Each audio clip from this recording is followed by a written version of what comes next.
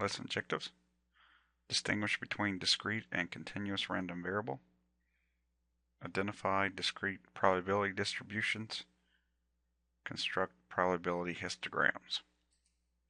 Lesson objective number 1.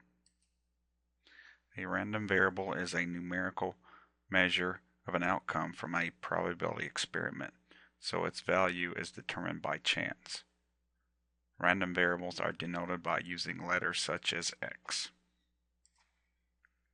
A discrete random variable either has a finite or countable number of values. The values of a discrete random variable can be plotted on a number line with a space in between each point. Here, and then a jump and a jump. A continuous random variable has infinitely many values.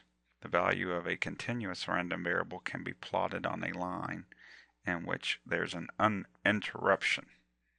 There are no gaps. It's continuous. Determine which of the following random variables are discrete or continuous. State the possible values for the random variable. The number of light bulbs that burn out in a room of 10 light bulbs in the next year. That's discrete, and the random variable can take values from 0 all the way up to 10. The number of leaves on a randomly selected oak tree. Again, this is discrete, and the possible values could be 0 and 1 or 2, or it can go on and on and on. The length of time between calls to 911. This is continuous, and time, our random variable denoted by t, is greater than 0. Lesson objective number 2.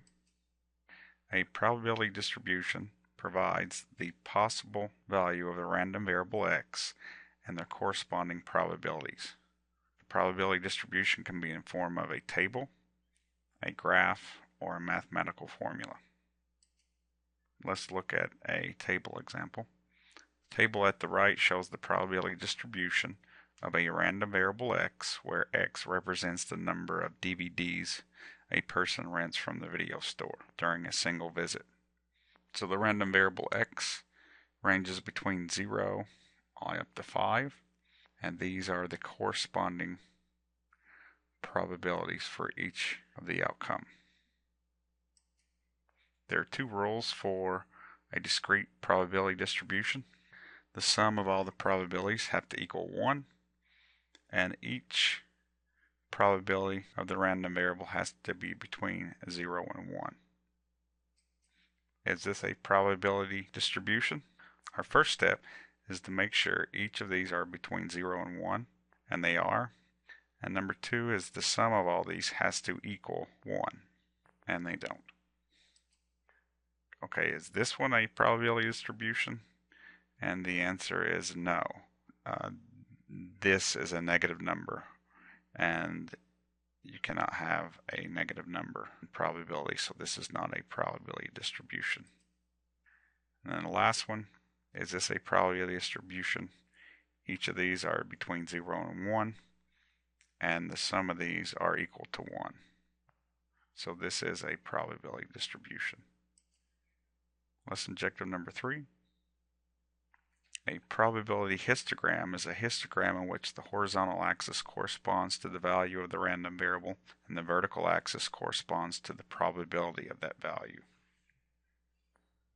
So we're going to look at our DVD example and get a probability histogram for that. And this is what it looks like. Here's our random variables on the horizontal, and on the vertical is our probability for each of these random variables.